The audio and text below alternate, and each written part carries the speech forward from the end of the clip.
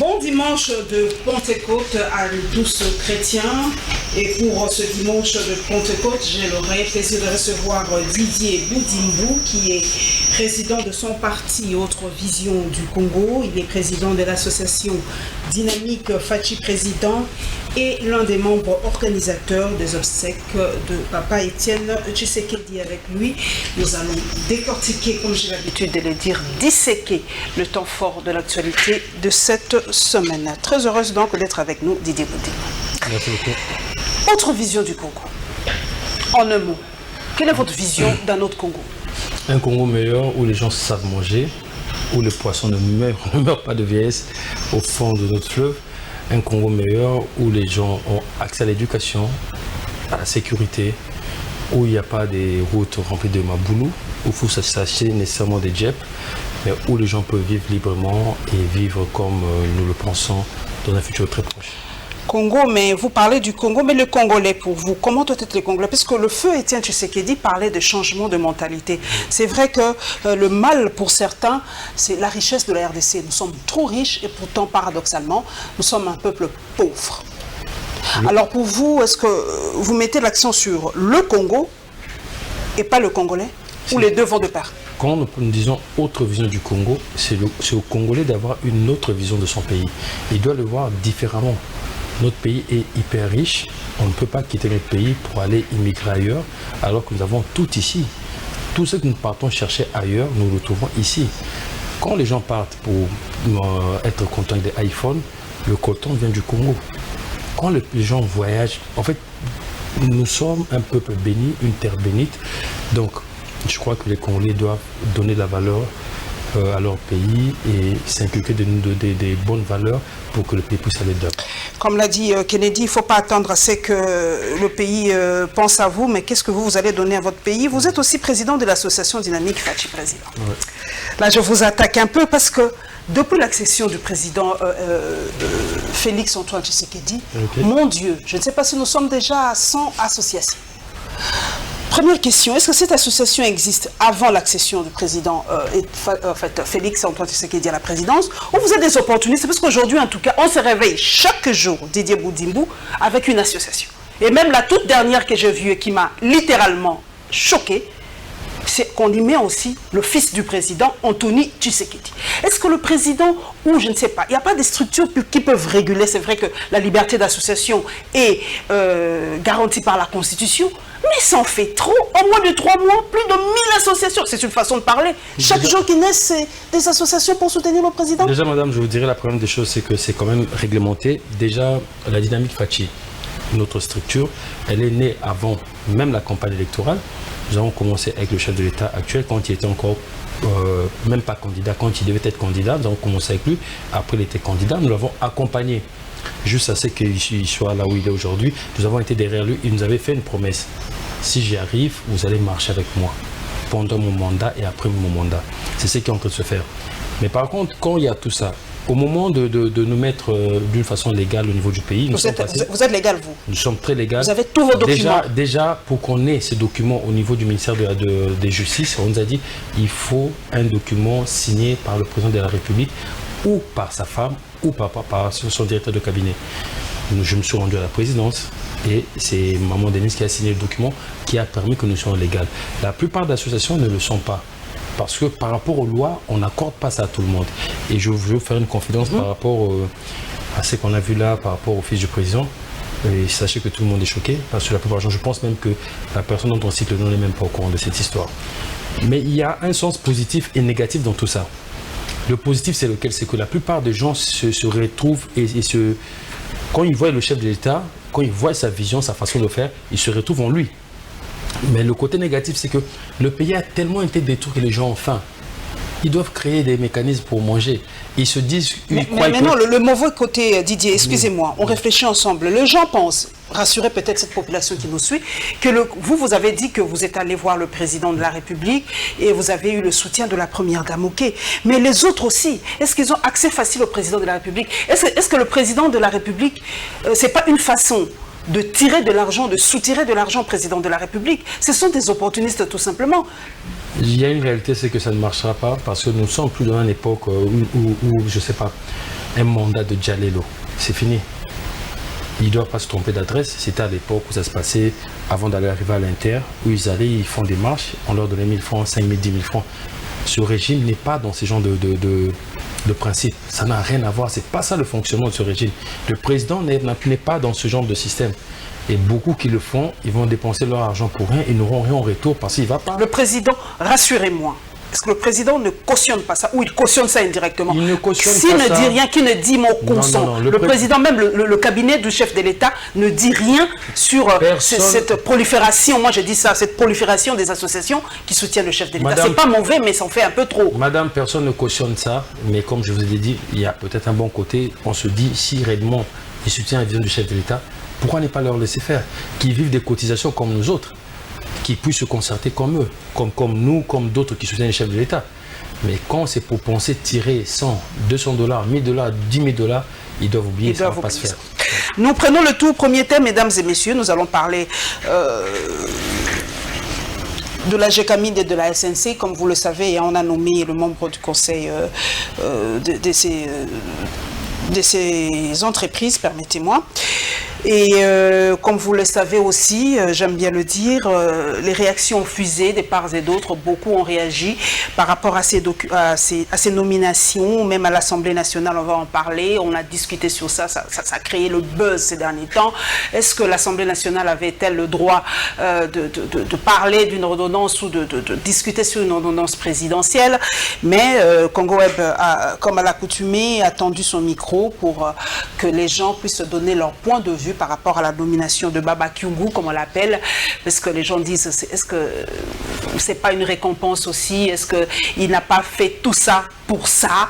C'est ça, est-ce que c'est sa nomination, c'est son cadeau par rapport à son ralliement au chef de l'État? Donc nous allons suivre le premier élément. Guy Lukoki, s'il vous plaît.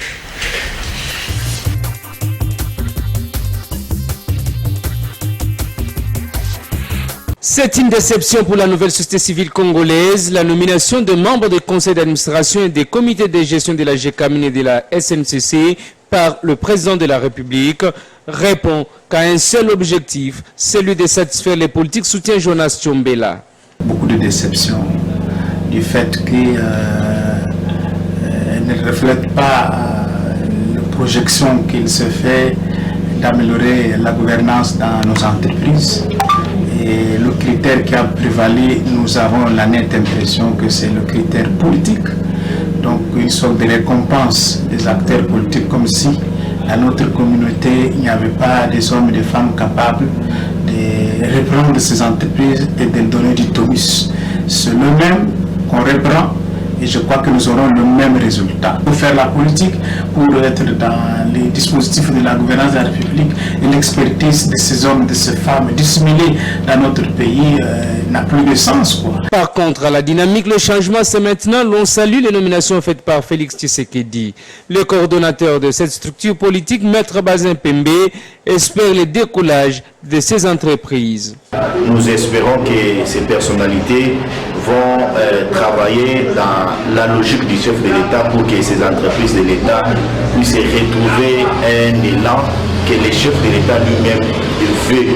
Et surtout pour la SNCC, que les cheminots qui ont longtemps pleuré avec le régime Kabila, que cette fois-ci, qu'ils puissent aussi respirer. Je pense que M. Youma doit être aussi conscient qu'il y avait plusieurs rapports là-dessus, sur sa personnalité, sur sa façon, sur sa gestion opaque au sein de la GECAMINE. Si le chef l'a fait confiance, et c'est un essai, il a reçu des conseils, il a reçu des remarques. Les nominés ont la lourde tâche de relever ces entreprises, surtout la SNCC, dont les agents accumulent plusieurs mois d'impayement.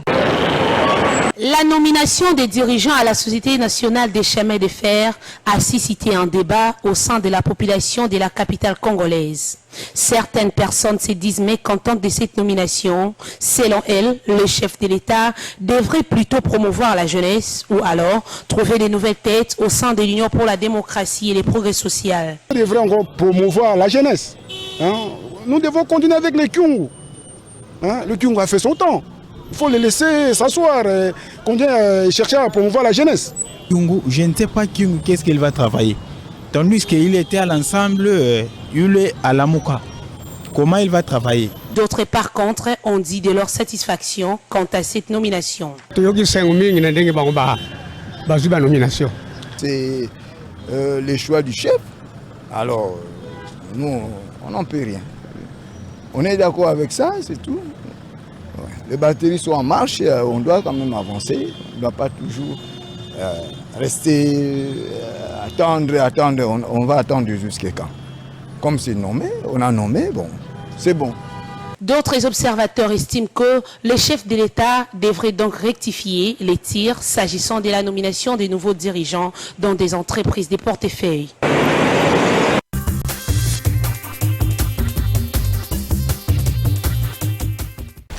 Une petite boutade de ma part, j'aurais peut-être moins vu Didier Boudimbou à la tête de la SNCC, parce que vous accompagnez la vision de chef de l'État, ce n'est qu'une boutade. Mais vous avez suivi hein, les réactions des uns des autres. Tchombela l'a dit carrément, c'est une récompense tout simplement. Ce sont des choix, des critères tout à fait politiques, pas du tout des critères d'expertise pour ces entreprises. Et pourtant, il faut que ces entreprises se relèvent, parce que c'est vraiment en faillite. Vous avez vu le nombre de mois d'arriérés à la SNCC, à la GECAMINE qui est presque par terre et tout ça. Première question, Didier Boudimbou, autre vision du Congo. C'est ça la vision du Congo, remettre les mêmes personnes qui ont échoué. Cette fois-ci, vont-elles réussir ces mêmes personnes? Je crois que nous ne devons pas tromper le peuple congolais. La première des choses par rapport à ces nominations, les gens sont en train de s'arrêter au niveau du PCA. Quand on est PCA d'une entreprise, ce n'est pas cette personne qui... Le PCA, c'est président du conseil d'administration. Mais on ne gère pas l'entreprise au quotidien. On ne gère pas tout ce qui est allié au salaire et à tout ça. La personne la plus importante, c'est le DG qui vient de l'UDPS, M. Fabien Moutombe, parce que c'est lui qui va relever la SNCC. Mais au lieu que les gens se focalisent sur cette nomination qui traduit la vision du chef de l'État par quelqu'un d'intègre, quelqu'un qui s'est réellement battu pour ce pays. Qui ça? M. Fabien Moutombe. Ah, moi je croyais élu de Lubumbashi, qui s'est réellement battu pour ce pays, élu de l'UDPS. Je crois que le futur chef a fait un très bon choix par rapport à ça. La question. Est-ce que ce ne sont pas des récompenses? Parce que je ne connais pas personnellement Fabien Moutombe. Hein? Moutombe, c'est ça. Oui. Est-ce que a-t-il le background nécessaire pour diriger cette entreprise? C'est ça le problème. Ce sont des récompenses politiques. Comme il a été de l'UDPS, il a combattu. On les récompense avec ce poste-là. Est-il expert? Peut-il vraiment conduire ou remonter ou faire revivre cette entreprise? Madame, tout ça est bien facile. De demander des experts. Nous avons eu des experts pendant 18 ans du règne du président sortant Kabila, pendant 32 ans avec le président Mobutu. Nous avons eu des experts, des professeurs, des Qu'est-ce qu'ils nous ont donné? Ah, donc pour ça... À part tuer ce pays. Monsieur Fabien Moutombe s'est battu pour ce pays, il a reçu de faux. Vous êtes de ceux qui distillent le fait qu'on ne doit pas étudier. Je n'ai pas dit ça. Et alors à quoi ça sert les études? Parce que vous nous dites qu'on a eu des experts, on a Qui vous dit que M. Moutombe n'a pas étudié? Qui vous dit que M. Fabien Moutombe n'a pas étudié? Qui vous le dit? Moi je pose carrément la question, c'est lui qui est l'expert qui va remonter cette entreprise? La première des choses, c'est que c'est quelqu'un qui a des vertus, il s'est battu pour un idéal, il a eu à souffrir même dans sa chair. Il a eu des coups de fouet, des coups de gaz pour se battre pour ce peuple congolais et je crois qu'on doit lui donner une chance pour essayer de redresser. Son cursus, ce n'est pas quelqu'un que je connais personnellement, mais je connais par rapport au combat, donc je ne pouvais pas parler de son cursus, mais je sais qu'il est bon son cursus. Donc tous ceux qui ont combattu doivent être récompensés à... Le Congo n'est pas un gâteau que les gens doivent... Non, le Congo n'est pas un gâteau. Parce que vous dites qu'il a souffert dans sa chair et tout ça. Le système de gâteau, c'était il y a encore 8 mois, 9 mois, nous avons vu tout ce qu'on nous a donné ici. Et qui n'a pas été récompensé? Kyungu, Baba Kyungu fait partie de l'histoire du Congo. Baba Kyungu, il a travaillé avec le président sortant Kabila. Baba Kyungu, il est encore avec Moïse Katumbi, tout ce monde de la Mouka et l'honorable Madidi, ils sont peut-être tous ensemble. Et Baba Kyungu, c'est Baba Kyungu, être PCA de la SND, donc on gère le conseil d'administration, mais on ne gère pas l'entreprise au quotidien. C'est très différent. La promotion de la jeunesse, c'est vrai, hein, on met l'accent sur ça. Le chef de l'État a dit qu'il allait déboulonner le système, mais les gens misent beaucoup sur cette jeunesse. Vous êtes jeune, vous, je ne sais pas, la jeunesse en RDC, ça devient assez compliqué. Je ne sais pas, on est jeune de quand jusqu'à quand, parce que tout le monde se réveille, c'est dit jeune. Même moi, je vais me targuer de me dire que je suis jeune, et pourtant, j'ai 48 ans. Est-ce que je suis jeune? C'est ça la question que l'on se pose aujourd'hui, la promotion de cette jeunesse. Et cette jeunesse se plaint, hein, nous suivons. Nous avons suivi les réactions d'une certaine jeunesse de l'UDPS aussi, qui se plaint, qui se disent, nous sommes les gens qu'on a mis de côté. Aujourd'hui, on est en train de récompenser, comme vous le dites, certaines personnes au détriment des autres. Comment vous allez gérer toutes ces frustrations au sein de cette base qui a combattu, qui a reçu des gaz lacrymogènes, qui a été fouettée? Comment vous allez maintenant soutenir cette base et empêcher toutes ces frustrations d'éclater? La première des choses, je demanderai à cette jeunesse, à cette base, d'être patient. Le chef de l'État n'a pas fait une année au pouvoir. À peine on tend vers 6 mois, depuis qu'il a prêté serment. Même Dieu, qui pouvait faire le monde en une seconde, l'a fait en 6 jours, s'est reposé le 7e jour. Il faut donner au chef de l'État le temps de travailler. Il n'y a pas encore de gouvernement, il n'y a pas d'entreprise. Nous voyons les 2 nominations, à juste titre, tout ce que ça fait comme vague. Donnons-lui le temps de travailler, de faire que les choses puissent s'asseoir. Et tout ça va arriver. Qu'est-ce que le chef a eu à faire, à part nommer son cabinet? Mais regardez au centre de son cabinet, toutes les jeunesses qui est là-dedans. Je peux vous citer tout plein de noms. Tous ces jeunes qui sont autour du chef de l'État. Ça, ce n'est pas pour promouvoir la jeunesse. Mais si c'est pour promouvoir la jeunesse, et le chef de l'État n'arrête pas de le faire. Mais par contre, que les gens ne soient pas pressés. Quand il y a eu des gens, en 18 ans, n'ont pas pu déformer un morceau de bois. Et vous croyez qu'en 5 ans, même si on leur donne du fer, ils pourront faire quelque chose. Tu sais que dit n'est pas Kabila, vous n'allez pas justifier... je suis en train de dire... Kabila est passé, hein, Mobutu est passé, vous n'allez pas justifier les échecs des uns des autres parce que l'autre n'a pas fait ceci, moi aussi, comprenez-moi, Kabila n'a pas fait ceci, donc moi je ne peux pas le faire non plus. Je voulais dire que beaucoup qui prétendent et veulent travailler, alors qu'ils ont échoué pendant 18 ans, ils doivent mettre un peu d'eau dans leur vin et rester tranquilles et laisser ceux qui vont faire quelque chose pour voir qu'ils puissent le faire. Parce qu'en 18 ans, si on n'a rien fait, c'est pas en 5 ans qu'on va faire quelque chose. Pourquoi pas? Président, pourquoi pas? Le président de la République. C'est un nouveau système? Voilà. Le président de la République est là. Et vous verrez que les jeunes seront autour de lui parce qu'il y a des jeunes qui sont déjà en train de travailler avec le chef de l'État. Beaucoup de jeunes. Ok. Nous allons prendre le deuxième sujet, c'est le rapport du CNDH, hein, de droits de l'homme par rapport à Yumbi. Et nous allons parler de la contestation de la Lucha à Beni, à l'est de la République. Beni qui compte encore ses morts, l'est de la République qui compte toujours ses morts. Et la déception est là, est palpable. J'ai suivi hier le communiqué de la Lucha qui se disent, où les gens de l'est se disent un peu abandonnés, tout ça, parce qu'eux croyaient à ce changement. Ils pensaient qu'avec l'avènement de Félix Antoine Tshisekedi, la tension allait baisser, les choses allaient changer, mais ils ont l'impression, je l'ai dit, l'impression que cela ne se modifie pas, la situation ne fait que s'empirer. Alors, Guy Lukoki, deuxième condensé, s'il vous plaît.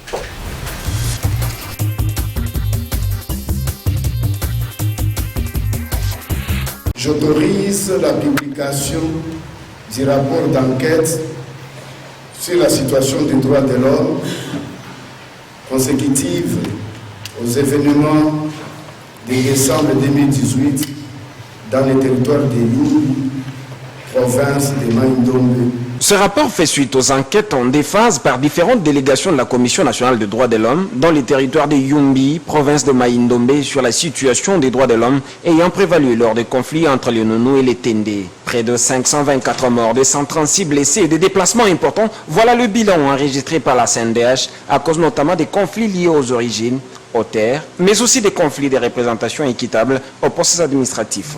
S'agissant des causes immédiates, 2 facteurs déterminants ont été à la base du déclenchement de la guerre entre les 2 communautés, exacerbés par l'imminence de la tenue des élections, car selon certaines sources, comme dit plus haut, il est arrivé souvent à ces 2 communautés de se séparer à l'occasion des élections selon les intérêts de leurs leaders. Eu égard à cette catastrophe imputable au gouvernement central, à certains éléments des forces de sécurité et aux membres des communautés Nounous et Tendé, la CNDH formule quelques recommandations aux nouvelles autorités. renforcer les capacités de la police pour veiller à la sécurité des personnes et de leurs biens, initier des programmes de compensation contre le bien matériel détruit, poursuivre son programme de réhabilitation des bâtiments publics et reconstruction des maisons, mettre en place des mécanismes de prévention et des règlements pacifiques de conflits pour une paix durable dans la contrée. La CNDH devra transmettre ses rapports aux différentes institutions du pays conformément à l'article 7 de sa loi organique l'instituant, C, avant de le rendre disponible sur son site web. Le but de cette manifestation était de demander aux autorités à mettre fin au massacre de population à Béni. Les activités socio-économiques étaient paralysées dans le coin. Selon nos sources, les étalages au marché central de Kilobois s'étaient pratiquement vidés. Sur le boulevard Niamouissi, les banques, boutiques et autres commerces n'ont pas ouvert. La situation similaire était observée au centre commercial de Matongué, dans la commune de Moulekera, où la plupart des maisons commerciales ont également été fermées. Des écoles ont aussi renvoyé les élèves qui s'étaient présentés le matin pour les cours.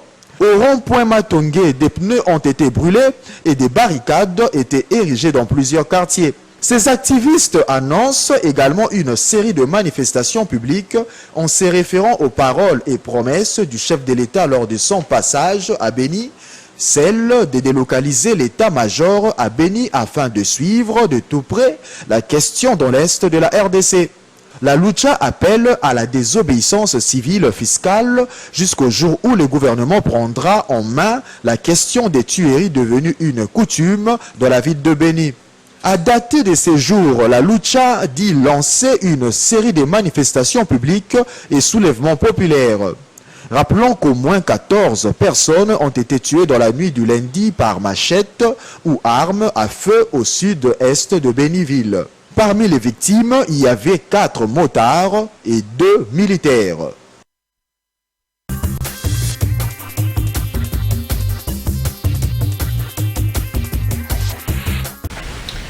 Nos pensées vont aux familles éprouvées, 14 personnes décédées encore cette semaine, ce lundi. Vous avez suivi vous-même, Didier Boudimbou, comment la population de Béni est en train de souffrir. Délocalisation de l'état-major, le chef de l'État l'a promis lors de sa campagne. Vous l'accompagnez depuis, vous l'avez dit, même depuis le début de la campagne. Pourquoi ça ne se fait pas? Pourquoi cet état-major-là n'est toujours pas vers Béni jusqu'à aujourd'hui? Madame, il y a plusieurs raisons. C'est qu'il n'y a pas encore de gouvernement. Le pouvoir n'est pas encore assis comme il doit l'être. Il y a beaucoup de mises en place qui sont en train de se faire. Il faut qu'on attende que tout ça soit fini. Au bout de tout ça, je crois que l'état-major... Est-ce qu'on ne peut pas faire exception parce que les gens meurent, parce que la vie des Congolais ne pèse pas, la vie des Congolais ne vaut rien. La vie des Congolais, madame, a beaucoup, a un poids énorme. Le chef de l'État a fait 100 jours, exceptionnellement, parce qu'il n'y avait pas de gouvernement. Il a fait son programme de 100 jours. Est-ce que le chef de l'État ne peut pas faire une exception pour Béni? Parce que là, les gens meurent. Madame, et c'est fini, quand quelqu'un meurt, c'est fini. Quand on parle des problèmes sécuritaires, il y a d'autres choses qui se font sans que ça ne se le dise.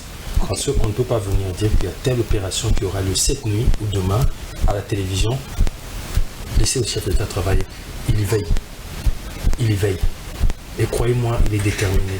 Et croyez-moi, tous ces histoires vont s'arrêter. Vont s'arrêter. Et la présence des ADF, pas ADF bien sûr, mais de l'État islamique aujourd'hui. Vous suivez comment cet État islamique veut s'implanter en République démocratique du Congo. Cet État cherche par tous les moyens à s'impliquer. Et on a peur que l'État islamique trouve un terreau favorable avec le désordre que nous avons. Moi, je pèse bien mes mots. Si l'État islamique s'installe en RDC, vous voyez un peu le chaos. Quand nous parlons de l'État islamique, ce n'est plus une affaire qui nous regarde que les Congolais. Ça devient une affaire internationale. Nous avons vu ce que ces gens ont eu à faire en Syrie. Les États-Unis ont eu à s'impliquer, l'Union européenne. Donc quand nous parlons de l'État islamique au Congo, au final, c'est la communauté internationale qui va venir s'impliquer pour que nous puissions chasser ces gens-là, parce qu'ils ont quand même beaucoup de ressources et ils sont déterminés idéologiquement et dans beaucoup d'autres choses qui sont juste malsains.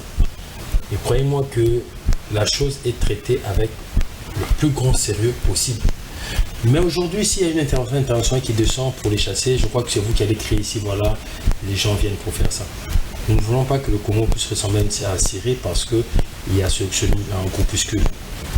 Il y a des programmes qui sont en train d'être mis en place et je crois que nous allons y arriver. Si nous n'arrivons pas à le faire, je crois que on appellera le comité international pour nous secourir. Parce que quand on parle de l'État islamique, c'est pas un petit groupe. Hein. C'est pas rien.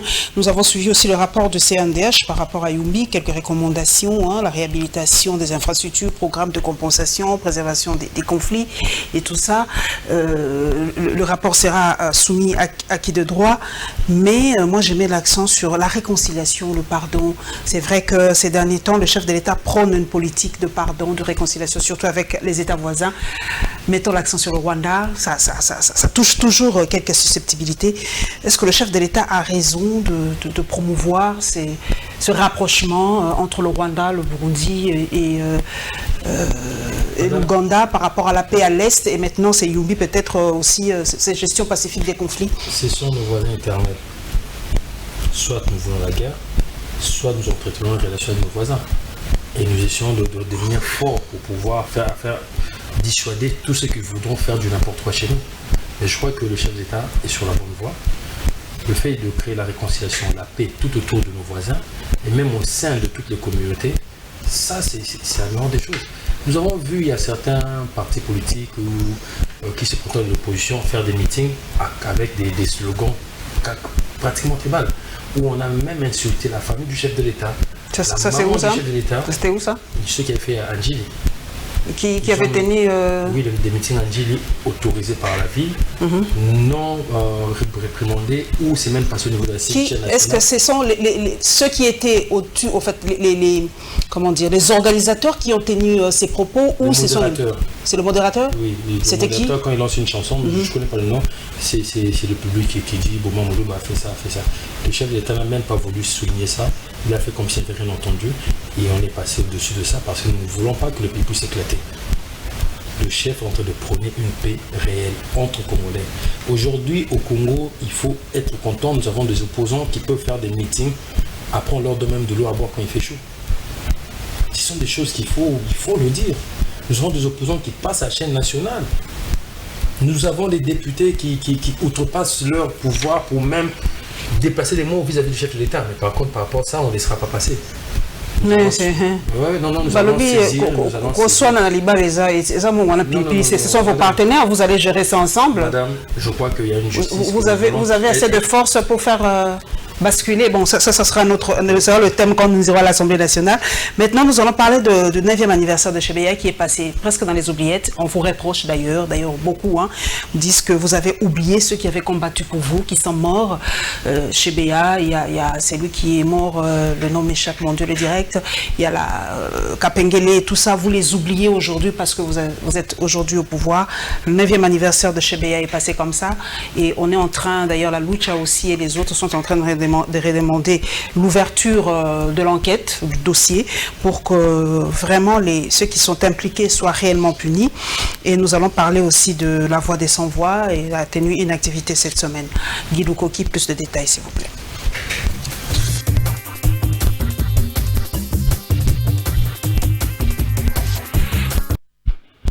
Il y a de cela 9 ans passés que Floribert Chebeya, défenseur de droits humains en RDC, et son chauffeur Fidel Bazana étaient assassinés.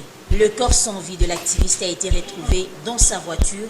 Par contre, celui de son chauffeur est porté disparu jusqu'à ce jour. Face à ces meurtres, Paul Mwilambwe, qui depuis est allé retrouver refuge au Sénégal, demande son extradition en RDC pour être jugé devant les instances congolaises. Dans une interview accordée à RFI, l'ancien major de la police en charge de la sécurité du bureau de John Numbi s'est déclaré compétent pour connaître l'affaire Chebeya.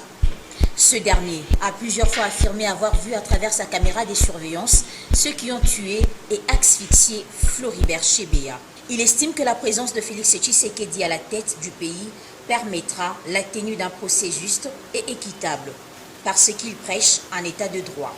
Il en appelle en outre à l'intervention directe du président de la République pour qu'il y ait clarification dans cette affaire qui, selon lui, n'est pas politique, mais une question de justice. À l'occasion de l'anniversaire de la mort de Floribert Chebeya, les activistes de droits de l'homme en RDC plaident aussi pour que justice soit faite. Notons par ailleurs que la Voix des sans-voix va commémorer le 5 juin prochain le 9 ans d'anniversaire de la mort de son directeur exécutif. Tout a commencé par un recueillement sur la tombe de l'ancien directeur exécutif de la VSV, Floribert Chebeya, situé dans la commune de Mongafula. Ici, membres de famille, dont la veuve, amis et défenseurs des droits de l'homme, ont déposé des gerbes de fleurs sur la tombe de celui qui leur a été cher. Une occasion pour le secrétaire exécutif de la VSV d'appeler le chef de l'État à la réouverture du procès de ces assassinats.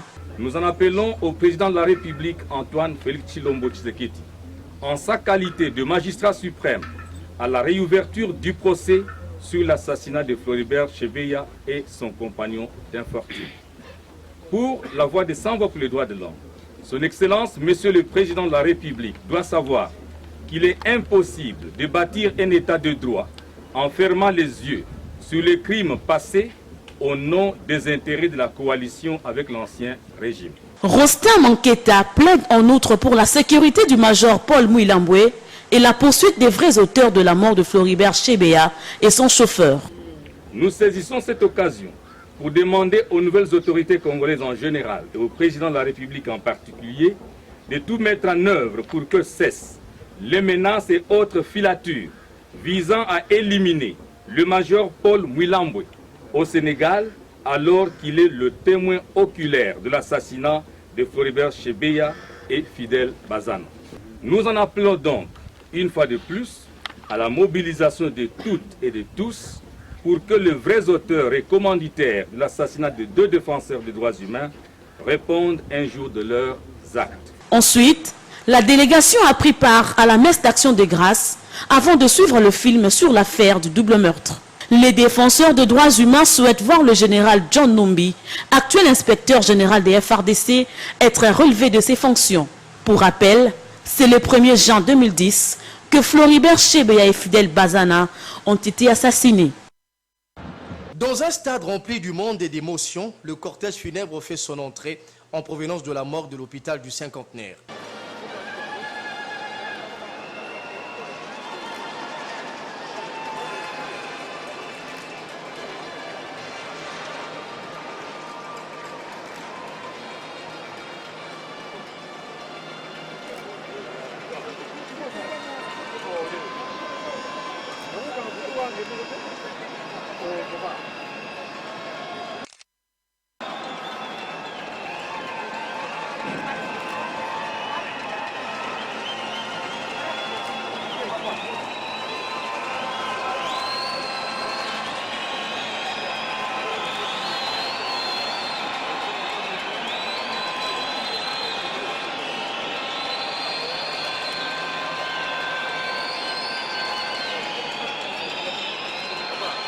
Ici, cadres, militantes et militants de l'UDPS, parti d'Étienne Tshisekedi, ont marqué de leur présence aux côtés des animateurs des institutions du pays et corps diplomatiques.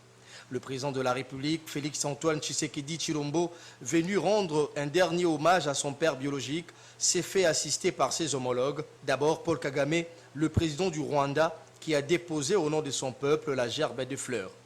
Ensuite, Joao Lourenço, président de la République d'Angola, se livrera au même exercice. 3 chefs d'État au total ont fait le déplacement ce vendredi à Kinshasa. Denis Sassou Nguesso du Congo-Brazzaville était également de la partie.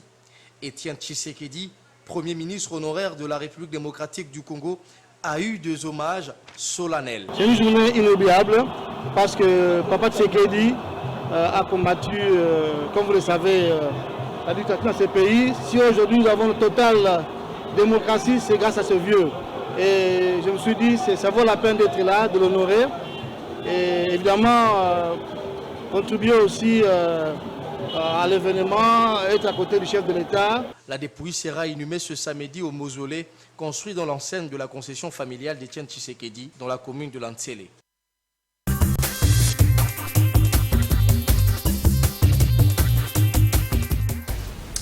Une phrase a retenu mon attention, Didier Boudimbou. Le président de la République ne peut pas gérer en continuant à fermer les yeux au nom des intérêts de la coalition actuelle. Ça, c'est par rapport au procès Chebeya. Et d'ailleurs, ils ont demandé que le général Numbi soit relevé de ses fonctions parce qu'il est aussi cité parmi les commanditaires de l'assassinat de Chebeya et de Fidel Bazana. Est-ce que le chef de l'État aujourd'hui peut limoger le général Numbi et permettre en tant que magistrat suprême la réouverture de cette enquête demandée vraiment par la voix des sans-voix? Peut le faire aujourd'hui? La première des choses, c'est que le pouvoir n'est ici. Le chef d'État n'est pas arrivé au pouvoir par un coup d'État, par un putsch, mais c'est une passation pacifique. Quand il y a sur cette passation-là, même au niveau de la France, quand M. Macron est arrivé au niveau de l'Élysée, le cuisinier qu'il a trouvé, c'était le même cuisinier qui lui servait François Hollande avant qu'il arrive là. Le chef d'état-major qu'il a trouvé, c'est le chef d'état-major que François Hollande avait mis avant qu'il n'arrive là. C'est ce qui est arrivé au Congo, parce qu'il y a eu une passation pacifique. La plupart de nos animateurs, que ce soit dans l'armée ou dans la plupart des choses, ce sont des gens que le président de la République a trouvés. Nous avons un problème ici, c'est que nous devons restructurer la justice. Nous prenons un état de droit. Quand quelqu'un prend un état de droit, il ne va pas faire l'arbitraire. Le président n'a pu prendre un état de droit. Que ce soit M. John Numbi ou tous ceux qui sont accusés dans cette affaire, ont ce qu'on appelle pour raison d'enquête. Mais pour raison d'enquête, on peut... une présomption d'innocence. Et le président ne va pas interférer dans tout ce qui est justice. Sinon, on va retourner dans le même système qu'il y a quelques mois, quelques années. Laisser le président de la République qu'il y ait le temps qu'il y ait un gouvernement, qu'il y ait un nouveau ministre de justice, que l'appareil judiciaire puisse être remis en état. La justice, comme on dit en lingala, est pour la rater. Donc ça se fera, tôt ou tard ça se fera. La justice fera son travail. C'est même pas au président de la République de le faire, la justice fera son travail. Mais on a l'impression aussi, ce n'est qu'une impression, moi j'aime bien ce mot-là, parce que peut-être cela ne traduit pas du tout la réalité, et comme j'ai quelqu'un qui accompagne la vision du chef de l'État, il peut me contenter, que vous oubliez vos martyrs aujourd'hui, que vous les honorez pas avec la même hargne, la même passion aujourd'hui. Chebeya est parti, on n'a rien vu, même, je ne sais pas s'il y a eu la présence des autorités ou quelques membres de l'UDPS quand on a fait cette célébration. Celui qui est mort à Lemba, mon Dieu, aidez-moi avec le nom, ça m'échappe. Hussein. Oui, c'est lui qu'on a... Rossi Mukendi. Rossi Mukendi, merci. Thérèse Kapangala. Thérèse Kapangala et tout ça. Voilà. Vous n'en parlez plus. Ils sont passés dans les oubliettes ou quoi? Parce que le pouvoir enivre autant que vous oubliez les vôtres, ceux qui ont perdu leur vie. Vous savez, là j'ai ce qu'on appelle un sourire jaune. Parce que quand nous parlons de ces gens-là, de ces êtres d'exception qui ont donné leur vie pour ce pays, je pourrais même avoir des larmes aux yeux. Le chef d'État ne les a pas oubliés, personne ne les a oubliés, ni au sein de l'UDPS, ni au sein des alliés, ni par rapport à tous ceux qui aiment le Congo. Mais le président est là, ça fait même pas 6 mois. Laissez-le d'abord le temps d'asseoir son pouvoir. Laissez-le faire ce qu'il doit faire. Il fera son travail. On doit le laisser. Mais on n'a pas le temps. Pourquoi chercher des poux dans la tête de quelqu'un qui n'a pas de cheveux? On va le laisser combien de temps? Laissez d'abord le président faire le travail qu'il doit faire, qu'il y ait un gouvernement, qu'il y ait un ministère de justice, il y a tout ça. Il y a des programmes, il y aura des fonds qui seront destinés à tous ces martyrs. Mais vous allez quand même permettre aux gens de se questionner, de se poser de questions. Vous n'allez quand même pas interdire aux gens de se questionner. On ne va même pas l'appeler martyr, un héros, un grand. Etienne Tshisekedi Wamulumba, d'heureuse mémoire, qui nous a quittés. Vous avez vu comment nous l'avons honoré. Nous le ferons pour Rossi Mukendi, nous le ferons pour Thérèse Kapangala, nous le ferons pour Hussein, nous le ferons pour tout ce monde-là. Parce que, rentrer un peu en arrière, ce n'est pas par rapport à la campagne. Regardez comment le président de la République, quand il était candidat, ou même avant d'être candidat, comment il se rendait au chevet de lit de ces familles-là, comment il se mettait à genoux pour pleurer avec ses veuves. C'est que le président a eu à avoir perdu. Dans ce combat, beaucoup ne l'ont pas perdu. Donc ça se fera, vous calmez cette population, ne vous questionnez plus trop, ne vous posez plus trop de questions, ça se fera au moment opportun, laissons le président travailler. Mais vous avez parlé de Etienne Tshisekedi, le président aussi a dit pendant sa campagne, moi j'aime bien aussi ce petit background, ça c'est un coucou à Charles Dimondja Wembi qui nous parlait toujours du background, un journaliste doit toujours avoir un background. Le chef de l'État a promis que le corps de Mobutu reviendra. Est-ce que Mobutu sera aussi honoré ou on va... La première des choses, c'est que je pense... Il sera honoré. Déjà, le feu docteur Etienne Tshisekedi d'heureuse mémoire, quand il est revenu, il y a une loi par rapport à tous les anciens ministres. Premier ministre. Oui, tous les anciens premiers ministres. Il y a un budget qui est prévu pour ça. Nous avons même vu pour le poète Lutumba Simaro, il y avait près de 960 000 $. Nous avons vu pour Papa Wemba près de 1,5 million qui était déboursé. Mais pour le feu docteur Etienne Tshisekedi Wamulumba, c'était 2,5 millions. Et sur 2,5 millions, il n'y a que 1,5 million qu'on a mis à disposition de l'organisation des obsèques. Donc pour vous dire que le feu maréchal Mobutu, comme étant ancien président du Congo, le jour son corps viendra, je crois que il sera honoré. Ce montant-là, ça crée aussi beaucoup de problèmes. Une question assez personnelle et directe.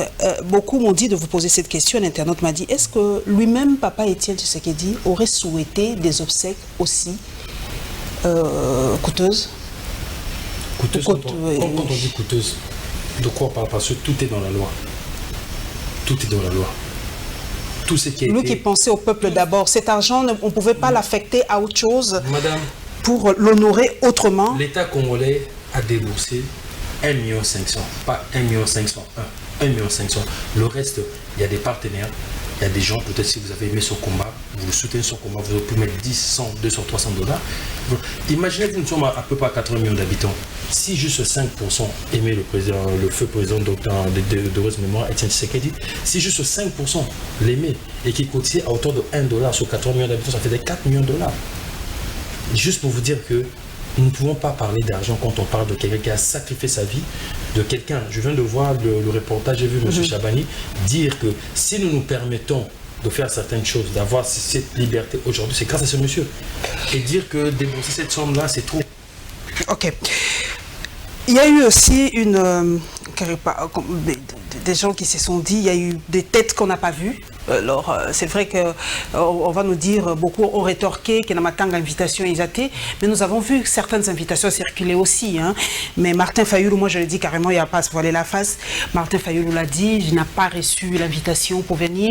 On s'est posé la question pourquoi Moïse Katumbi n'était pas là, et tout ça. Il y a eu des têtes, des figures de proue qui n'ont pas été présentes, lors de ce meeting. Prenons pour Martin Fayoulou.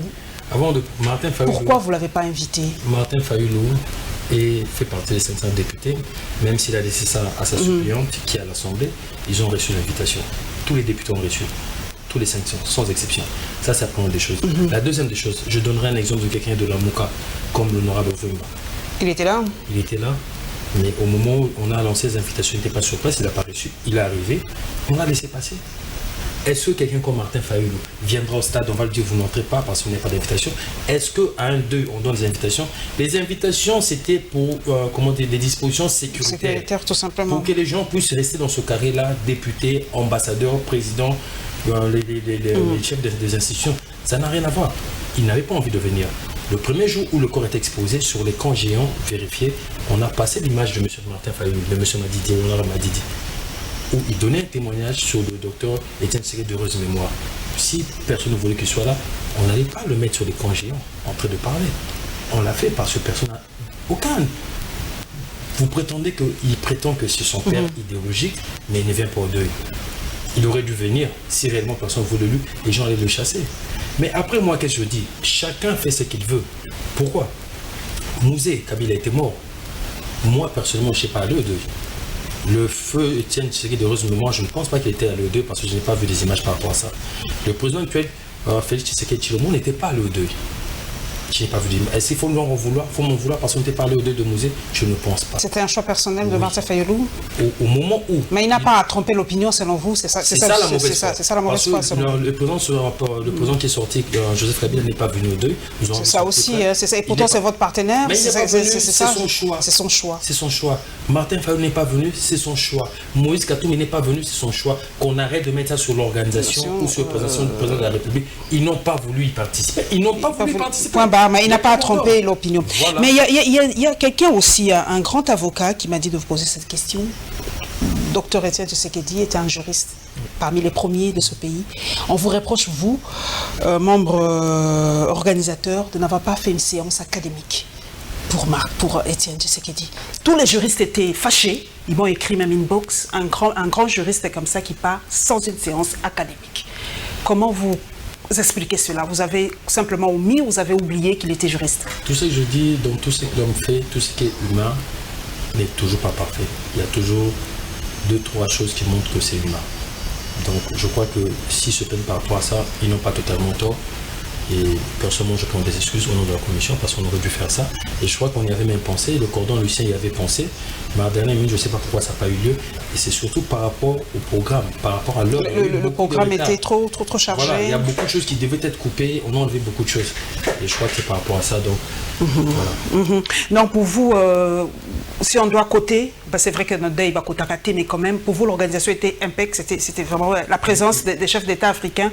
L'hommage rendu, les retentis. On montrait que Étienne Tshisekedi était une personnalité africaine appréciée. Que ce soit les chaînes internationaux, que ce soit au niveau africain ou européen, tout le monde reconnaît que les hommages étaient dignes de ce nom.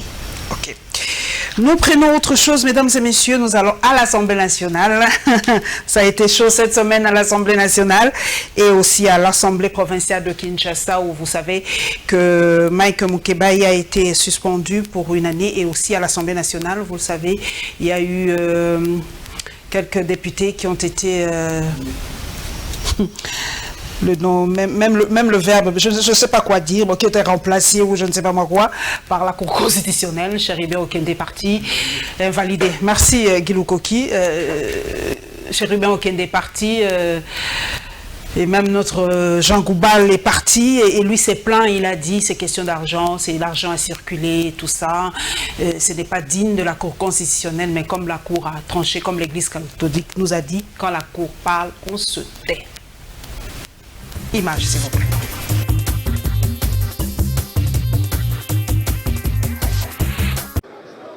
Le député national Mondolé vient ici brandir l'article 81 de la Constitution. Ces dispositions de la loi stipulent que les ordonnances du chef de l'État doivent être contresignées par le Premier ministre, s'agissant notamment de la nomination des mandataires de l'État dans les entreprises et organismes publics. Ce qui n'a pas été forcément le cas dans le premier acte du président de la République.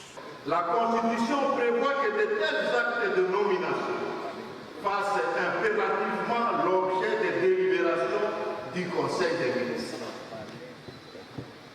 Avant toute signature et publication, elle exige également le contre-chef du Premier ministre.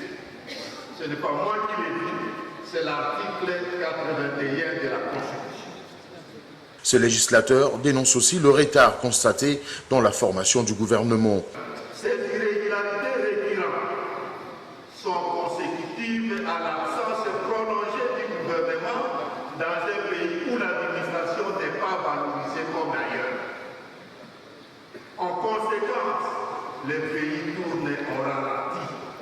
La matière va prendre une autre saveur. Ici, en la salle de congrès, les députés nationaux vont pimenter la sauce. La plupart vont crucifier l'initiative du président de la République, mais surtout désigner du doigt ses services. 2 ordonnances signées le même jour, le 29 mai. Celle qui a été annulée et celle qui a été, disons, rédigée le même jour.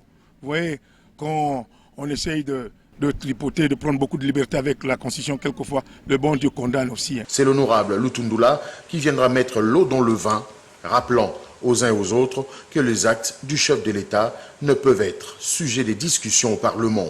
Dans notre régime politique, le président ne répond pas de ses actes devant le Parlement entendu, le Sénat et l'Assemblée nationale. Les ordonnances, ce sont les actes du président. On ne peut pas en discuter. Et depuis que je suis là, on n'a jamais discuté des actes du président.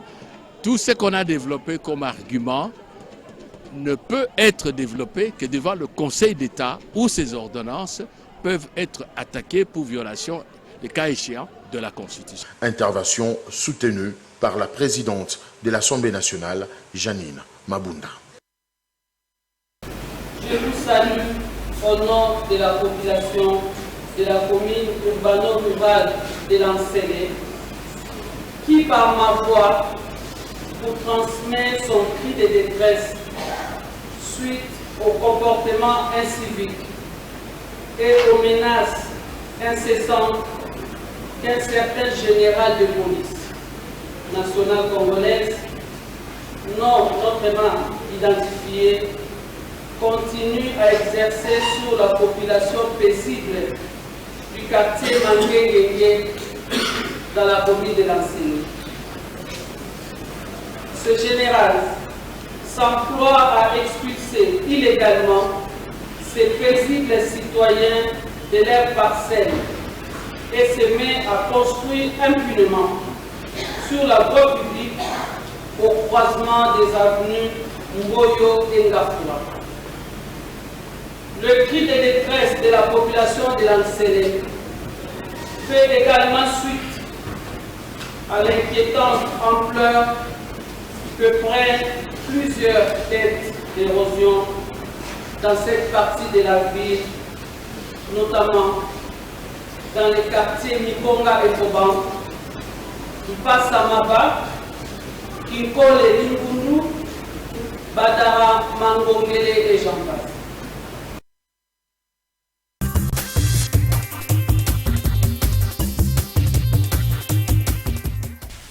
Didier Boudimbou, qui a tort, qui a raison dans cette affaire. Nous avons suivi Henri Thomas Lokondo et Christophe Lutundula.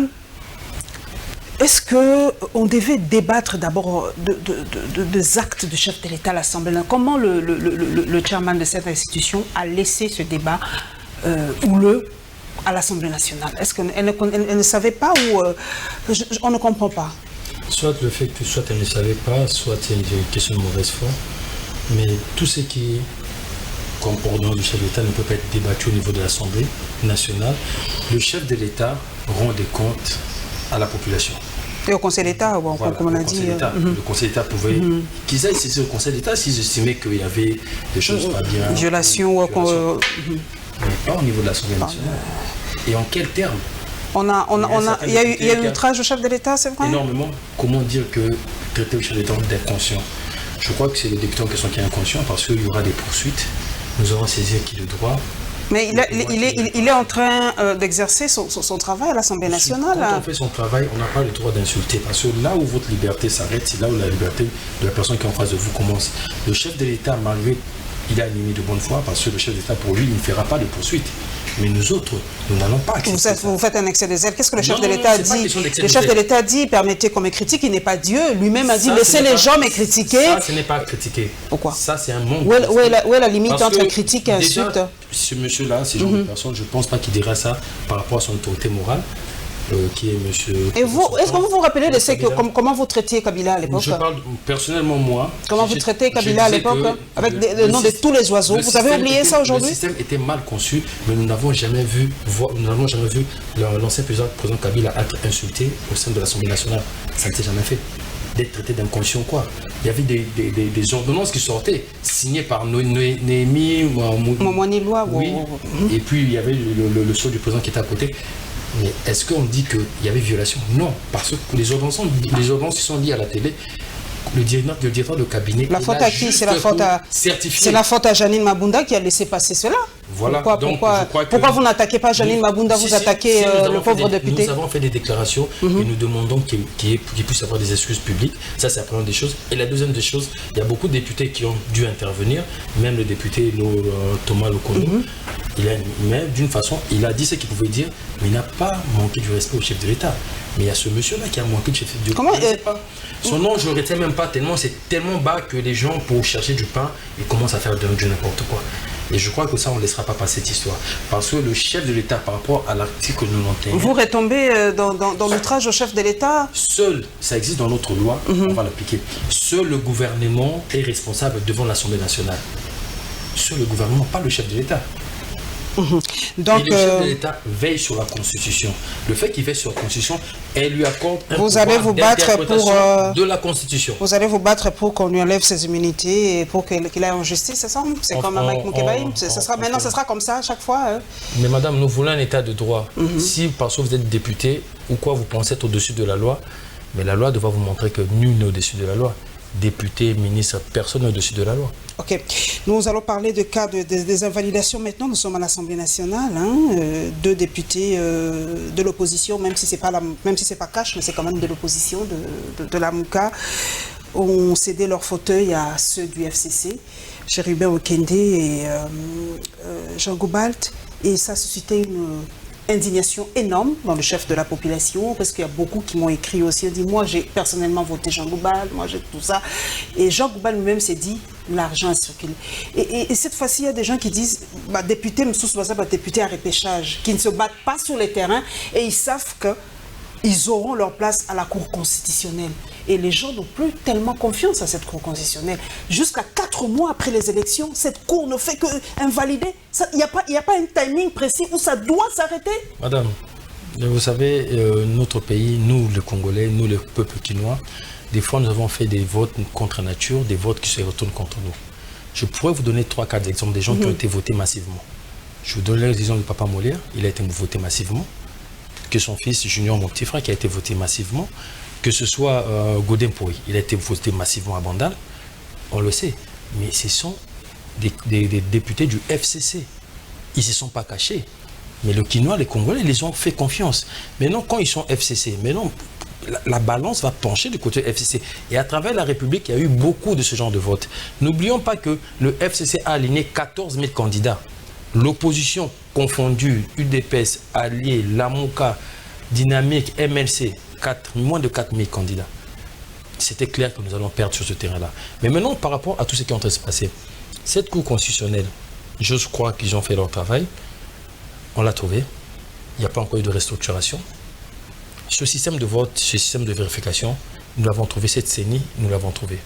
Le mandat de la CENI s'arrête cette année. Et d'ici la fin du mandat, il y aura peut-être des restructurations au sein de la Cour constitutionnelle parce qu'il y a eu des ordonnances qui étaient juste des violations par rapport à certains magistrats et tous nous le savons. Mais en ce temps-là, personne n'avait crié qu'il y a eu violation. Donc, attendons quand il y aura des nouvelles institutions par rapport à nos élections. Là, on pourra venir poser la question au chef de l'État.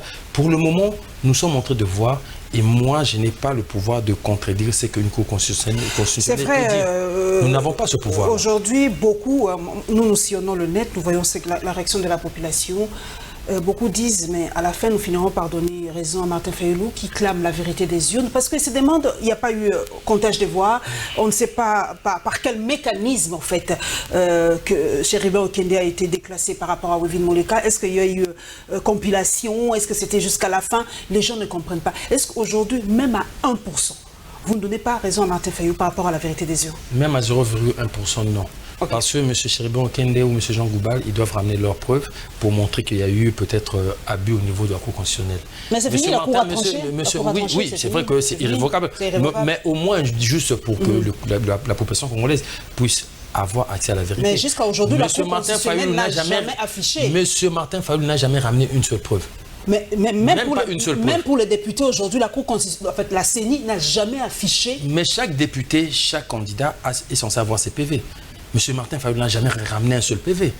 Nous connaissons ce qui s'est passé pendant ces élections. Il y a eu 3 candidats phares, qui étaient M. Ramazani du FCC, qui a été battu lamentablement. Il y a eu Martin Fayulu. Et puis il y a eu son Excellence M. Félix Tshisekedi qui a gagné ces élections. Nous connaissons les 3 candidats. Alors c'est quand même un peu dommage de voir que le jour de l'investiture du chef de l'État, il a cité le nom de M. Martin Fayulu. Il a tendu la main pour qu'il vienne, pour qu'on puisse bâtir un Congo nouveau.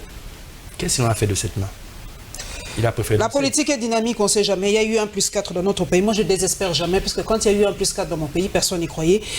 On ne sait jamais ce qui va se passer demain. La RDC est un pays spécial, on ne sait jamais. Vous pouvez dire non aujourd'hui, demain ça sera autre chose. La toute dernière question, comment est le climat aujourd'hui, avant de passer à autre chose, parce que nous allons clôturer un peu ce dossier politique, comment est aujourd'hui le climat entre le FCC et le CACH? Parce que jusqu'à aujourd'hui, on n'a pas encore un gouvernement.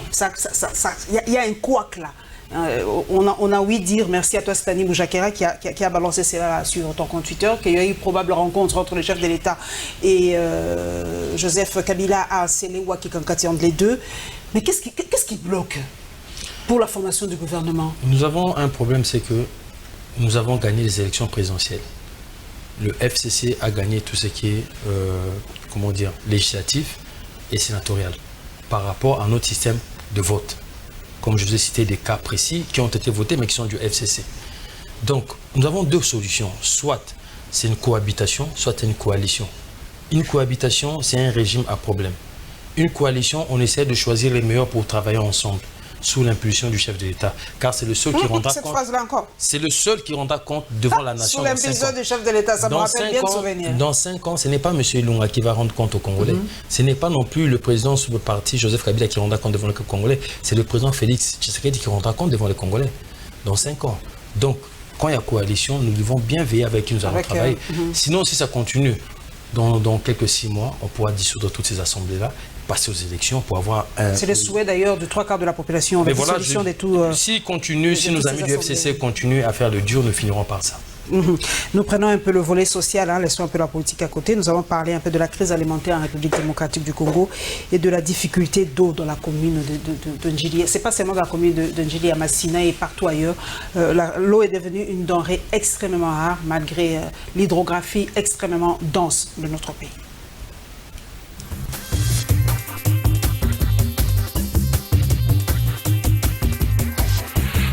Selon les représentants du programme alimentaire mondial en République démocratique du Congo, les nombreux conflits qui secouent le pays depuis plus de 2 décennies ont connu une intensification depuis 2016, notamment dans l'Est et le Sud-Est. Et ces conflits ont provoqué un déplacement dramatique des populations rurales qui vivent de l'agriculture, alors que les paysans en RDC mangent parce qu'ils peuvent cultiver et récolter. Mais comme on a eu jusqu'à 4,5 millions de personnes déplacées dans ces zones rurales, ce sont des gens qui n'ont pas pu continuer à cultiver. Selon Claude Jibibar, la crise alimentaire qui sévit au Congo est la 2e crise alimentaire dans le monde en termes de gravité, après celle qui frappe le Yémen. La RDC ne devrait même pas être parmi les pays où la problématique alimentaire se présente. La raison est que ce pays a un tel potentiel car il est béni de Dieu pour ce qui est de l'espace, de la productivité agricole et de la présence d'eau. À noter que ce qui est inquiétant, c'est que cela touche particulièrement les enfants. L'on parle quand même de 5 millions d'enfants qui souffrent de la malnutrition aiguë à cause de cette crise alimentaire. Il convient de rappeler que la RDC traverse une période de crise alimentaire chronique, mais le programme alimentaire mondial fournit des efforts avec ses agences déployées sur le terrain. Un devoir pour tous, jeunes, moins jeunes, surtout les femmes. Chaque matin, récipient en main à la recherche de l'eau. Les Ndjilois du quartier 13 ont du mal à supporter cette situation qui dure depuis 1 semaine pour les uns et plus d'1 mois pour les autres.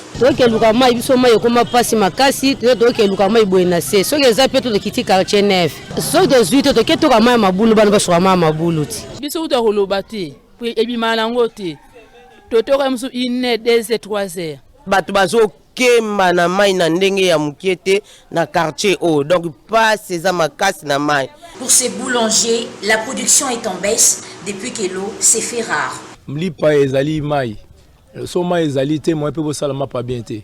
Tozo ko sa production ndenge penza e longo ba mité na ba client na biso. Au centre de santé Kiakia, la situation est inquiétante car l'eau et les soubassements de l'hygiène expliquent le responsable des infirmiers, Lorzala Mukanda. Oui, les conséquences sont là, notamment nous aurons des difficultés après les soins. Nous utilisons les matériels qui sont, par exemple les pinces, après les pansements, nous devons les nettoyer, ainsi que chez nos malades, ils doivent se baigner matin soir. Nous devons encore couler la lessive de nos linges, voire même des malades, ainsi que les malades, les femmes enceintes. Après l'accouchement, ils doivent se baigner correctement et leurs linges qui sont souillés. La crainte pour ce quartier est qu'ils soient indexés comme le quartier voisin Bakwanga, où l'eau ne jaillit plus depuis 17 ans.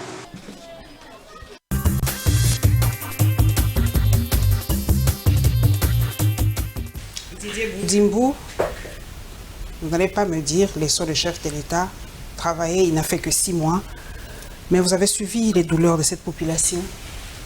L'eau manque dans la ville de Kinshasa. Dans la commune de Ndjili, par exemple, vous avez vu comment ces femmes se plaignent. Alors, on doit laisser le chef de l'État asseoir son pouvoir, attendre le gouvernement, attendre encore quoi pour que la situation sociale de ces gens puisse s'améliorer? Madame, je pense que vous êtes consciente que tous ces travaux ne peuvent pas se faire en une semaine, en 2 semaines, et ça demande des moyens. Et vous le savez. Vous êtes une femme brillante, donc je crois que vous savez que ça demande des moyens. Il faut que le président puisse avoir un gouvernement qui puisse dégager les moyens pour que ces travaux se fassent. C'était pas parmi les priorités des 100 jours de chef de l'État? Madame, la régie des eaux, cette régie des eaux que nous avons connue quand on était jeunes, où il n'y avait pas coupure d'eau, elle a été détruite.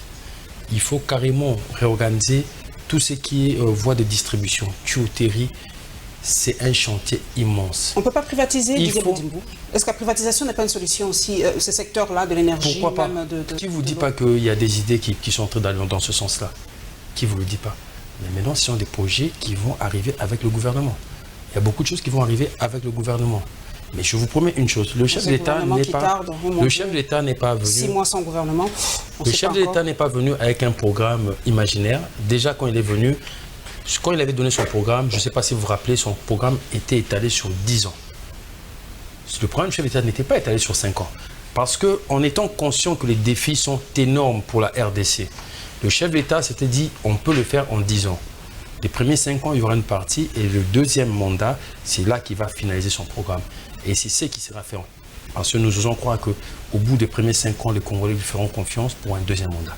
Nous osons croire ça parce que le chef d'État est déterminé à changer le quotidien du Congolais. Cette histoire d'eau, cette histoire d'électricité, ce sont parmi les projets, des histoires qui nous font mal à la tête. Et il y aura des solutions bientôt. Vous avez suivi aussi la crise alimentaire. Comment la RDC peut être comparée avec le Yémen? 2e crise alimentaire dans le monde après le Yémen. Incroyable. Ça me sort par les pores. Je suis sidérée. Avec l'espace que nous avons, de l'eau, les terres arables, tout ça, comment on peut avoir une crise alimentaire en République démocratique du Congo? Incroyable. Quand on a de tels rapports, nous devons regarder ceux qui nous ont gérés et regarder les qui sont vos partenaires. Hein. Je vous attaque un peu. De parler parce qu'ils ont soi-disant la majorité parlementaire. Sont vos partenaires. Mais nous avons la majorité populaire. L'état de la démocratie veut que nous soyons partenaires pour diriger le pays. Il y a une réalité, madame. Nous avons des cours d'eau où des poissons meurent de vieillesse. C'est juste anormal. Parce qu'il n'y a pas une politique de pêche. Les gens préfèrent manger du poisson qui vient de la Chine ou de la Norvège. Alors que nous avons des poissons qui ont vu leur arrière-grand-père. Incroyable. Nous avons un sol plus riche même que celui du Brésil. Nous pouvons produire de la banane, nous pouvons tout produire et même exporter. Mais nous n'en sommes même pas capables. Pourquoi? Parce qu'il y a des coins au sein de la RDC où il y a une surproduction, où les gens produisent même plus qu'ils ne peuvent manger. Mais l'acheminement, la distribution, il n'y a pas de route. C'est compliqué. Allez à Goma, vous voyez le coût d'1 kilo de pommes de terre. Demandez le coût à Kinshasa. Il y a beaucoup de choses qui peuvent être faites et qui seront faites parce qu'il y a une politique qui est en train d'être mise en place qui va changer le quotidien du Congolais. Mais entre-temps, nous avons en face de nous nos amis de la Mouka qui tapent sans raison. Mais c'est l'opposition, vous avez fait ça avec Kabila? Oui. Pourquoi vous leur reprochez quoi? Non, nous ne reprochons pas l'opposition. Nous reprochons quand c'est malsain, quand c'est en dessous de la ceinture, quand ça parle du tribalisme, quand ça ment, quand ça veut se victimiser pour des deuils, quand ça veut mentir à la population. Cette démagogie politique, ça nous n'en voulons pas. Vous ne l'avez jamais fait, hein? Mais sur le cœur. Hein? Rappelez-moi, moi personnellement, rappelez-moi une seule fois où je suis venu mentir au nom de la population ou au nom d'une certaine souffrance. Rappelez-moi. Ok. Nous allons terminer, mesdames et messieurs, par l'ENAFEP. C'est l'éducation qui est aussi un secteur clé dans la vie d'une nation. Et par la journée mondiale de mini-jupe, un peu de sourire aussi. Hein, parce qu'en vouloir être trop sérieux, on risque de faire un AVC. Ce n'est pas votre parti, hein, mais on risque de faire un AVC. Détendons un peu l'atmosphère avant de nous dire au revoir.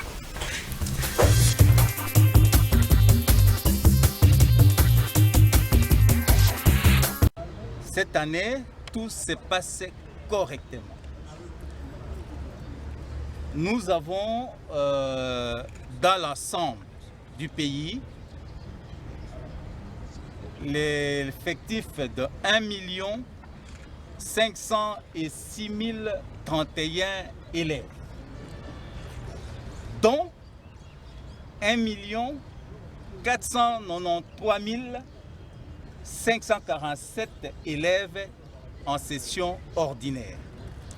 Parce que vous savez, avec ce qui se passe à l'est de notre pays, les deux sous-divisions de Béni et de Ocha n'ont pas pu présenter le TENAFEP. Et donc, ces deux sous-divisions, dans la province éducationnelle du Nord Kivu 2, auront une session spéciale le 25 et le 26 juillet 2019. Nous avons 6266 centres sur toute l'étendue du territoire national. Et il y a 2 centres qui se tiennent en dehors du territoire national. Il s'agit de Luanda et de Cabinda. S'agissant de la parité, le nombre de filles dépasse le nombre de garçons à Kinshasa. 55% des filles contre 45% des garçons. Voilà. Alors que la saison sèche s'est déjà prononcée, l'on remarque que nombre de femmes à Kinshasa préfèrent porter des mini-jupes.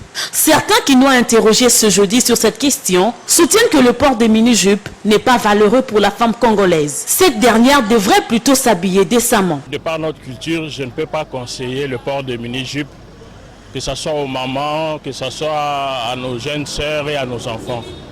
Parce que nous devons préserver notre culture africaine. Et nous ne devons pas gober ou importer tout ce que les Occidentaux nous ont amené. Déjà, de toute façon, il fait froid et puis comment je dirais, le sable et tout ça, je ne trouve pas que ça va avec, et le froid surtout.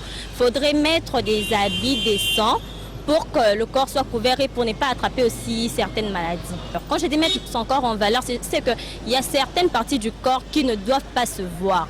En mettant de mini-jupes, déjà tu exposes tes cuisses et au travers ça, les gens peuvent te juger d'une mauvaise personne ou d'une personne qui n'est pas respectueuse. Or, vous n'êtes pas comme ça. Et ce qui nous tue aussi, c'est le fait de copier aussi la culture européenne. Déjà, les mini-jupes, je n'aime pas.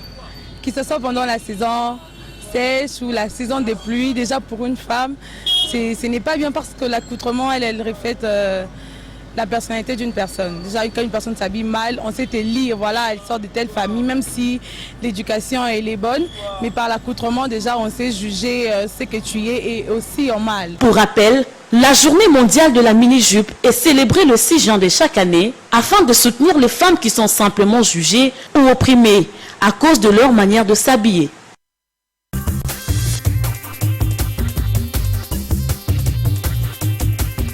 C'est vrai que Didier Boudimbo, la mini-jupe pose toujours de problèmes. Je sais qu'en Ouganda, on a même adopté toute une loi pour interdire la mini-jupe, pardon, mais pour une certaine, pour les féministes ou pour des femmes, ils disent que la mini-jupe est un signe de liberté pour s'affirmer et tout ça, pour dire que j'existe, vous n'avez pas à m'imposer tel ou tel accoutrement.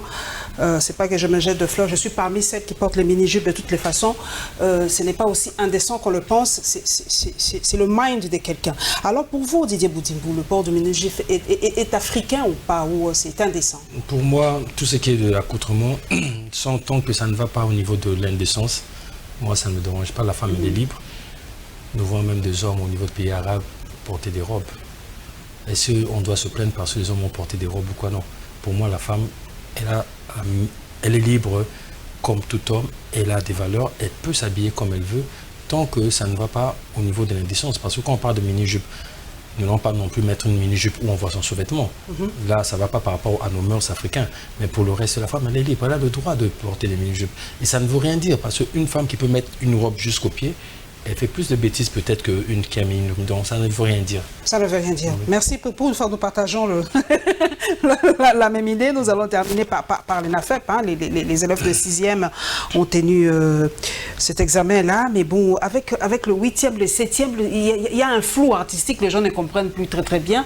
Mais pour vous, cet examen-là est utile pour voir un peu, ou tester un peu comment sont nos finalistes, je ne sais plus de 6e ou de 7e ou de 8e. Je ne comprends plus très bien moi-même où nous en sommes. Pour ne pas dire des bêtises, je n'ai pas eu le temps de voir à quoi ça consistait et tout. Mais il y a une réalité, c'est que nous, au sein de la dynamique Fachi, ou même au sein de l'AVC, Autovision du Congo, nous sommes en train de prôner pour l'enseignement qui soit dispensé en langue nationale. Nous voulons que les Congolais puissent apprendre en lingala comme les Turcs apprennent en turc, les Chinois apprennent en chinois, et leur pays se développe. Mais nous avons 4 langues vernaculaires, donc le Congolais est obligé à apprendre les 4 langues vernaculaires. Non, selon le coin où il est. Et qu'il y ait des manuels, et qu'il y ait des cours, peut-être des cours principaux de telle langue ou telle langue par rapport aux 4 langues nationaux.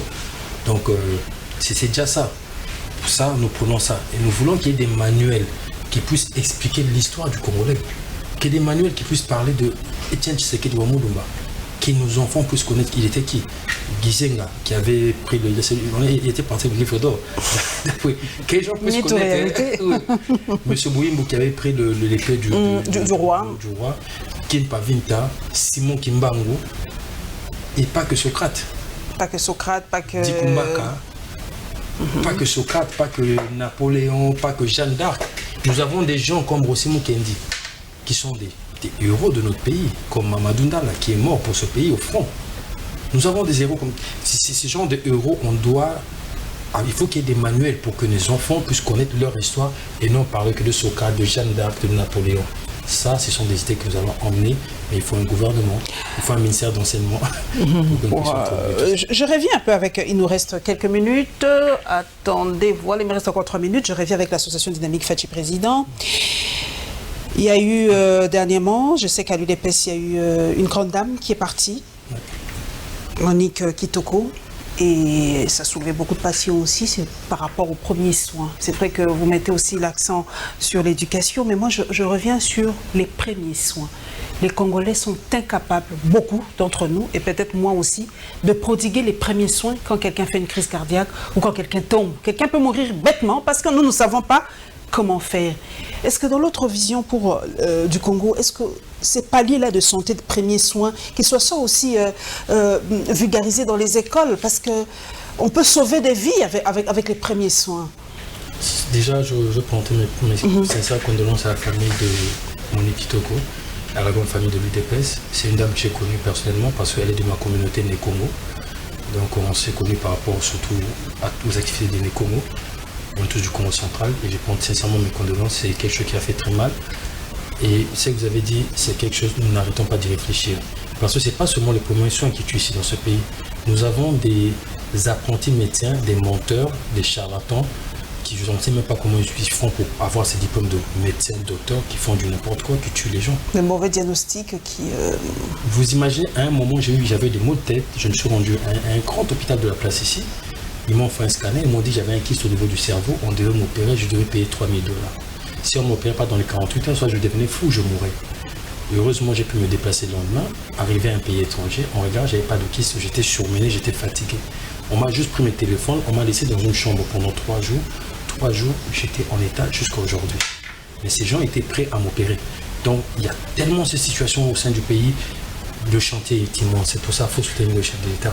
Il faut l'aider, seul il ne va pas s'en sortir. Il faut l'aider, d'où nos amis Honorable Madidi, tout la Mouka, qui viennent qu'on puisse travailler pour ce pays, qu'on puisse travailler pour ce peuple. C'est très important. Vous pouvez travailler pour ce peuple, mais le président, c'est vrai que vous faites un appel, peut-être pas de pied, moi j'ai dit de main, mais il faut quand même une opposition républicaine dans un pays, sinon il n'y aura pas de démocratie. La démocratie va de pair, Didier Boudimbo, avec une opposition républicaine. Monsieur Katumbi a dit qu'il est en train de faire une opposition républicaine, et je crois que l'ancien sénateur Jean-Pierre Bemba dit la même chose. Et j'ai appris que M. Honorable Madidi dit qu'il fait de la résistance. C'est pas son droit? C'est son droit. C'est son droit. Mais franchement, quand on voit l'état de ce pays, nous n'avons pas... Il n'y a pas besoin de ça. Est-ce que l'Afrique, c'est vrai, ouvrons avec quelques minutes qui nous restent, ouvrons le champ un peu. Est-ce que l'Afrique a besoin d'une démocratie particulière? Est-ce que la RDC a-t-elle besoin de copier la démocratie européenne? Nous devons trouver autre chose pour nous en sortir autrement. Parce que si ça ne marche pas, la démocratie européenne, genre opposition, pouvoir, est-ce que nous ne pouvons pas créer autre chose pour sortir ce pays du chaos? Kendi est mort pour ses valeurs. Thérèse Kapangala est morte pour ses valeurs. Hussein, beaucoup de gens. Le docteur d'heureuse mémoire, Etienne Tshisekedi, a sacrifié sa vie pour ses valeurs. Je crois que nous devons rester sur ce cap, mais être conscients et travailler pour changer notre façon de voir les choses, avoir une autre vision du Congo. avancer réellement dans le bon sens pour le peuple congolais. Didier Boudibou, prochain ministre dans le gouvernement, Tshisekedi? Ça dépendra du chef de l'État. C'est, comment on dit encore, du chef de l'État, les expressions m'échappent, je suis tellement en direct, pouvoir discrétionnaire, voilà, pouvoir discrétionnaire du chef de l'État. Ça dépendra de lui. Mais avec le partenaire de poids qui pèse de tout son poids, et il y a beaucoup qui disent que ça bloque un peu les actions de Tshisekedi. Même les journaux étrangers, moi nous sillonnons aussi, nous lisons d'autres médias qui disent que le président Tshisekedi est vissé avec Kabila et ça ne lui rend pas du tout un bon service. Vous qui accompagnez cette vision, vous qui êtes là pour la dynamique Fachi président, est-ce que cette association est-elle bénéfique? Est-ce que pour vous c'est bénéfique? Nous allons clôturer par là. Retenez bien ceci. Est-ce que c'est vraiment bénéfique pour vous? Retenez bien ceci. Le temps de l'impunité est fini. Ces gens qui ont eu à faire de n'importe quoi pendant 18 ans, 32 ans, même s'ils se retrouvent au gouvernement, ils vont travailler pour le peuple. Ça va être les esclaves du peuple congolais. Ceux qui feront du n'importe quoi sera cas au prison. C'est aussi simple que ça. Donc je pense que peu importe, ils peuvent faire tous les manèges tant que c'est démocratique, tant que ça va par rapport à ce que nous prenons comme état de droit. Ils ont la majorité parlementaire, on va avancer. Mais ne pensez pas qu'un monsieur va venir faire des détournements, il va aller dormir tranquillement chez lui. Pas du tout. Regardez déjà ce qui se passe par rapport à l'Assemblée passée. Vous allez voir ce qui va se passer par rapport aux jours à venir. Parce que la justice aspire à devenir indépendante et elle le sera. Il n'y aura pas de privilégiés. Si M. Boudimbo fait n'importe quoi, ce sera cas au prison. Toute personne qui ira qui sera à côté de la plaque sera... Merci Didier Boudimbo, président de son parti Autre Vision du Congo, association dynamique Fachi président et de membre organisateur des obsèques de Tshisekedi. Merci d'être passé à la barre, l'expression est consacrée. Merci à Guy Lokoki qui a tenu de mettre la caméra. Merci à Papi Mandeke à la régie finale. Merci à vous tous, followers dans les réseaux sociaux. Merci parce que ça c'est une pique. On a dit que Paulette ne recevra plus le membre de l'UDPS. Et bien voilà, ils sont toujours là à ma porte. Parce que, voilà, alliés de l'UDPS, parce que nous faisons un travail formidable. Ici à Congo Web Télévision, c'est l'objectivité d'abord. Merci et on se retrouve le dimanche prochain avec le même plaisir. Merci.